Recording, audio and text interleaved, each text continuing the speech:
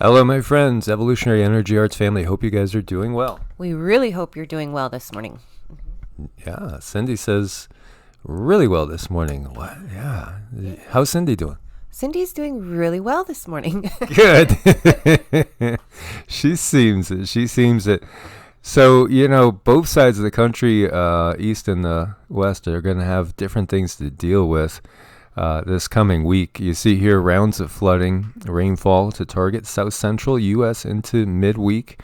And also, it's just going to be a soaking that they're going to be getting.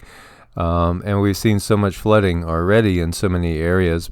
And, this is something that we kind of knew was coming as far as, springtime. And we'll be heading into summer before you know it. We will be. I mean, it's just right around the corner. It's like nowish. So you can see, this darker green drenching thunderstorms, and then the lighter green showers and thunderstorms. So, we're going to be looking at everywhere from Texas, going over into Louisiana and Arkansas and on up. And if we look over here, we see there was some pretty intense flooding, and this is in Miami. It looks pretty deep over there. And tropical disturbance is going to bring significant flooding to South Florida. It's already had some. And, this is over right now down off the southeast coast of Florida. It's going to be working its way up and coming into the Carolinas. They don't think it's going to become a named storm or anything. But it doesn't look good for the SpaceX launch. That might end up getting delayed. Which would be, well, isn't that kind of normal for them to get delayed? Well, if they get storms, they will. So the streets of downtown Miami were turned into canals on Memorial Day. Excuse me as I'm losing my voice there. Stranding some drivers as slow-moving tropical disturbance brought heavy rainfall and significant flooding to South Florida. So the National Hurricane Center said widespread showers and thunderstorms extending across Florida, the Bahamas, and the Atlantic are associated with an upper-level disturbance.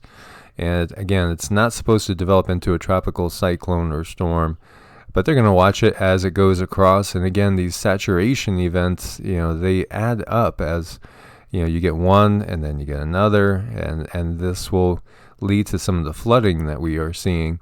Total of 2 to 6 inches of rain will help the drought situation in the Sunshine State, so that's a silver lining. But also will cancel a lot of outdoor events and possibly delay the SpaceX launch, as we were saying. That's really sad, but I think it's all about looking for the silver lining. Yeah, so we have some heat coming to the west. Heat advisories issued, excessive heat warnings. As this is building up big time as we see, well over 100 degrees everywhere from Vegas down to Phoenix, down towards Tucson as well, extending out into California.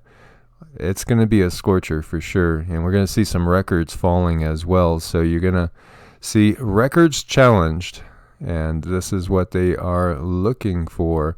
So Sacramento, has a good chance at breaking the record. So does Reno and Fresno, Bakersfield, Palm Springs, Bishop, all across the west. It's going to be very hot for about 4 days. It's going to be pretty intense out here. Look at this jet stream. Look at how high it is. The whole country is almost all red and orange here. That is really weird looking. Yeah, very, very high jet stream that we are seeing. So, it's really part of everything that we're going through with this cycle. And here you see a historic heat wave expected to cause millions of dollars worth of damage to crops in Israel, but also, across the globe. This is just adding up. And everywhere we look, it's just these record extremes. So, we're still having record cold snaps, and you're going to see there was some snow recently while we have these incredible high temperatures that are rolling out as well. Yeah, I mean, this is, it's almost par for the course these days, but it's like the temperatures the records keep getting broken and broken and broken more often. So you had temps of up to 100 and almost 17 degrees in Israel. And here they're saying there's about $8.5 million worth of damage to crops there. And, with the heat waves often comes blackouts, so this is out of the Daily Beast, say embrace yourself for blackouts. And, you don't want to be in the type of temperatures you get in, say, Phoenix, 115 or more, and boom, the power goes out, no AC. Although, perhaps people there could deal with it a little bit better than in, say, New York in a heat wave, just because it's, so unusual and it only comes, at certain times of the year. I think you do get a little used to it when you're out in the West with this type of heat. Yeah, you do. You learn to adjust, and a lot of people prepare ahead of time. So they're warning about straining of the grid, and I hope everybody is doing whatever they can do, to minimize, what would happen if we did lose the grid. And so here we see days of extremely heavy rains trigger floods and landslides affecting 30,000 in northeastern India. And it's just, another day, another country, another set of natural disasters. As you see the flooding, water everywhere, and bridges getting washed away everywhere we look. So it was a tornado that ripped through Geelong, and it damaged more than 100 homes in Australia. This happened a few days back there. And so massive damage, and they did confirm it definitely was a tornado that went through. So, the things that are very, very rare are not necessarily so rare anymore, and that's kind of the bottom line. And you see record late May snowfall hits Idaho Falls, and that's up in your brother's area, right? It is, yeah. So that's pretty interesting. I bet you the grandkids are out playing in it. Yeah, so, it's just wild. Record snows, record late snows, record high temperatures. It's just records falling everywhere, as we see there. Some people throwing out some pictures. We got so much stuff going on in this crazy world right now. So you see Norway just suffered its snowiest winter since 1958, and there are still absurd amounts of snow in the mountains right now as well. But boy, when you're going to go through a heat wave in the desert that'll probably reach 110 or better, the picture of snow in your mind is kind of nice anyway. It is. It's a beautiful picture. And let's take a look at what's happening as far as the quake situation. So, when you see a square like this, it means they don't have a magnitude for it. So that's kind of curious. I don't know why they don't have a magnitude for it. You see it here and there. And sometimes you'll see the designation that something was a blast. So this little guy just popped up, I think. And it is a little guy. It's a 0.5. But otherwise, look how dead quiet this is. This is so quiet. And I jumped over to EMSC just to see if they weren't reporting anything. But no, it's dead quiet. So, that hits me, that this is so quiet. And I've been trying to look for patterns. And you see there's only the one quake over here in Utah. And we have only a couple over here. There was like 7 over here in Idaho or so. Yeah, there's still 7 when I checked last there. And this one's relatively recent. But when we zoom in again into Nevada, and I know people pronounce it differently, and Cindy's been was a resident of Nevada for like 20-something years. And how do you say it? Because I guess you could say that you're a local. Well, okay, so Nevada. Okay, she says Nevada. Okay. So Nevada or Nevada? Tomato? What do you guys think? What do you guys think? Nevada or Nevada? Okay, so we're going to put that out there. Yeah. And it's just these things like, why don't they? Well, anyway, Nevada's not a big one. It's not like Spokane, I mean, why are you going to put an E on the end of it? I mean, just take the E off if it's Spokane, I agree. I'm with you there. I am. Yeah, then we could go into Illinois. Oh, boy. Okay, so anyway, sorry, getting a little silly. I had too much coffee. This hits me. So this is up again, 384 of 663 quakes showing. That's an uptick again. So, this energy is coming in here. There's only a few going to the west, we see we have 3 in the caldera here of that supervolcano. 1 just to the east of Mono Lake. There's a couple up here. Now, we had seen swarms breaking out over here before, up towards Hawthorne and heading towards Carson City. And then I was checking these just to make sure that, they weren't bombs and stuff. And 0.7 small, so I mean, that would give you an idea it might be, but it's showing at 4.9 kilometers. Usually they'll show very close to the surface, like 0.2 kilometers, something like that, if it's a bomb. And like this one too, it's showing 11.5 kilometers deep. So, are they blasting out new wings in the dumbs down there? Perhaps. That's pretty deep. Or is it related to this? As you see these spread out here, it's just kind of curious watching these patterns. So, I don't know. Something is still building here. This 390 we're looking at in this area, it's still building. And then we still have, the Ridgecrest area still 64 right there. So, we're looking at, if we go and expand out and then we look at California too, you're looking at 530 of 664 earthquakes reported in this one area. That's a lot in that one area. Yeah, so it does really feel like something big is building in the West. And if not, and I know Dutch would check and see if the plate's slow crawling here, which is probably happening, I would guess, because there's not a lot of big activity up here. So I mean, is it Cascadia? Is that's what's going to happen? Is it that pressure is building up here and it's just not moving here? It's not releasing here, and it's putting pressure farther down the line. Yeah, that's what I'm wondering. I'm wondering if this is alluding to a Cascadia event coming, or is this going to be something more like a new supervolcano popping up in the Nevada desert? In the Nevada desert. Nevada. Okay. I didn't think Nevada was the right way to say it, but here, if we look at the USGS, it looks like it's fairly quiet over there, but when we see that they don't really report a lot of the European quakes, we see it's not really quiet when you look at it. You see a lot of swarming going on around Greece, some quakes in Italy as well, and we have one up here to the west of Paris, a 3.3. Quiet in the UK, but interesting times for sure. So talking about like how do we adjust to the changing weather, and here the Corby train crash, ineffective flood system caused a landslide.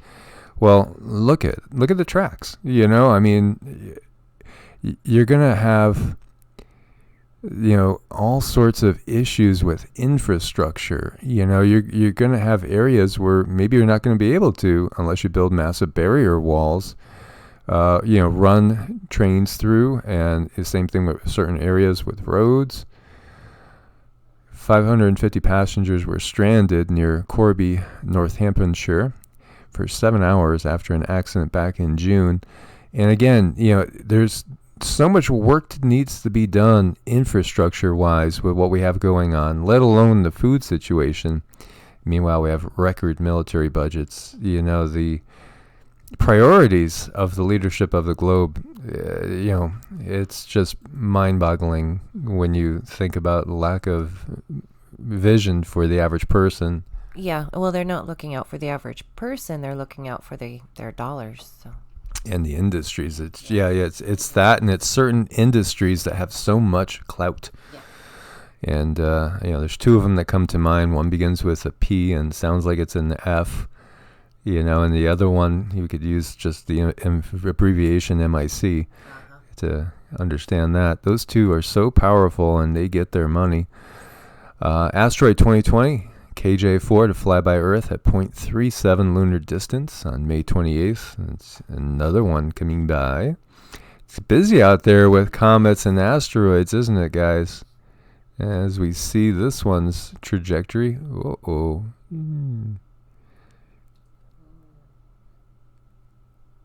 Yeah. Gonna need somebody out there directing traffic. Totally. So we have How many asteroids are they showing here? These are all within 1 lunar distance this year. That's quite a bit. Quite a bit. It's an active area that we are in. And they keep talking about this. I keep seeing this, which we covered about 4 or 5 days ago, but it's coming up. More and more people keep bringing this up about, the South Atlantic anomaly, how it seems to be splitting into two, talking about the magnetosphere declining. It's like they're saturating it in our minds so that, perhaps it's their way of telling us, expect big events. Is it expect big events, or is it a programming? Ah, yes. It very well could be, and so, they're talking about it like it's mysterious and stuff. It's like we've known about this for a real long time, and it's all part of, the magnetic poles. And, there's a little video here on when the Earth's magnetic field almost disappeared.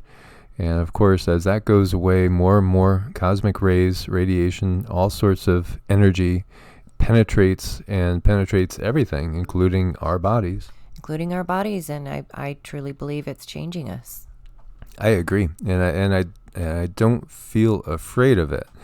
And we see millions of cicadas are expected to emerge in parts of the eastern U.S. after 17 years underground. So more and more swarms of bugs, and if you've experienced them before, they put off quite a sound. I believe it's by the rubbing of their wings, very, very loud. And I remember as a kid seeing them everywhere. And then they're just like shells that they leave behind everywhere. So they've been underground 17 years, and as many as 1.5 million cicadas per acre may emerge in parts of the eastern. Can you imagine that? That's per acre, 1.5 million. Can you imagine 1.5 million on our property? Oh my gosh, no, totally not. Well, yeah, residents in Southwest Virginia, parts of North Carolina and West Virginia could actually get to see that. Wow. Well, hey, food shortage, there's some protein right there. There we go. We can grind it up and put it in capsules. Make a flour out of it. Yay. Okay, so the highest calorie crop you can grow. Mm-hmm. So it's interesting, and they break this down according to, how much per space, right? Because, something might be very prolific, other things might not be so prolific. How hard is it to grow certain things? Some things are, just so easy. Anybody could grow them in very little time in almost any type of soil. And then some things are very, very tricky, and, timing is everything. Like I was looking at our area, and really, at this point we'd have to wait. If we wanted to grow corn, we'd have to throw it in more like in August. Yeah. And there's other things too, everybody you have to know your zone, know your grow zone first and foremost. But talking about, a lot of bang for the buck and high calorie crops, because, we're going to be looking at a lot of shortages, and that's just part of what's coming. It is part of what's coming. And I think it's a good idea to start with this super easy stuff to build your own confidence, maybe. So you see, there's two ways of looking at calorie potential of a crop. How many calories a harvest contains per pound, and how many calories you can produce per 100 square feet. So in 100 square feet, like a 10 by 10, bed, you can grow 70 to 100 pounds of cabbage. Wow. That's a lot. Or you can grow 7 pounds of peanuts. That's a lot. Yeah, but 70 to 100 pounds of cabbage compared to 7 pounds of peanuts, so now the cabbage is about 10 times more mass.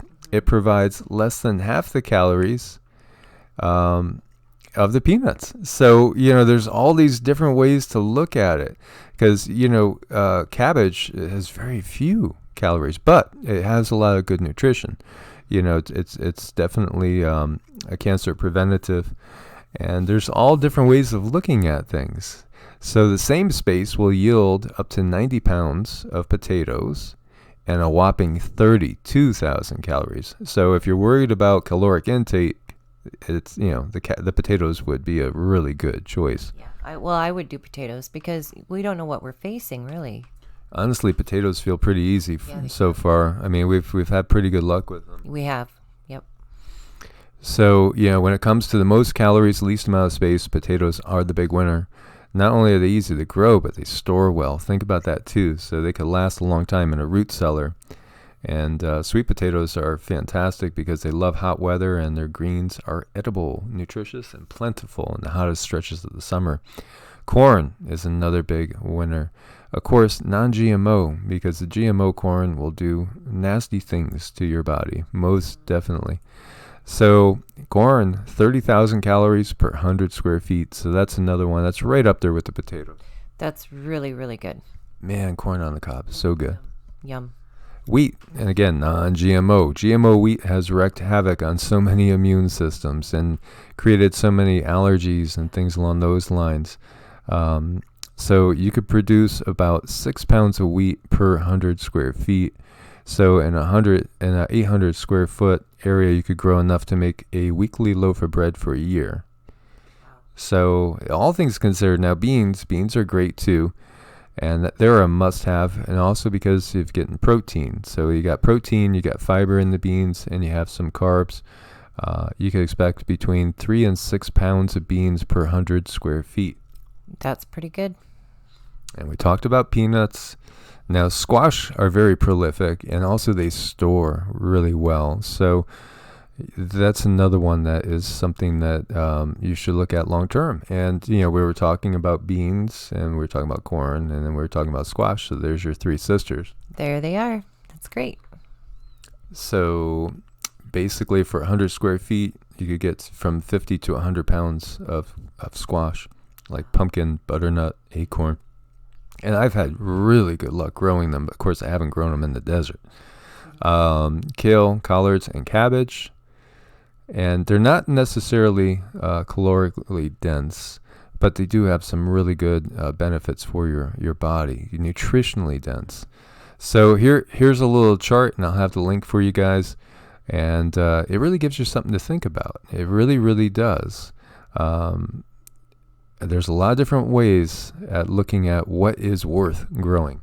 There's many different ways, so many ways. And then also, of course, it's what do you like? I mean, if you can't stand eating something, then why grow it, at the same time? So thank you guys so much for your support on Ko-Fi. There you could do a one-time donation to support the channel, or you could also do a recurring one, just like on Patreon. And then also on Patreon, as we are happy to have like 3 or 4 new people in the last couple of days. Yes. That was wonderful. And you could join for as little as $1 a month, and everything does help us to keep going and keep making videos. It does, and we are super grateful, and we always send out good energy to you guys whenever we see you sign up, and just in general, we just do. We appreciate you guys across the board. So much love, our friends, and do stay prepared. As always, God bless and namaste. God bless and namaste.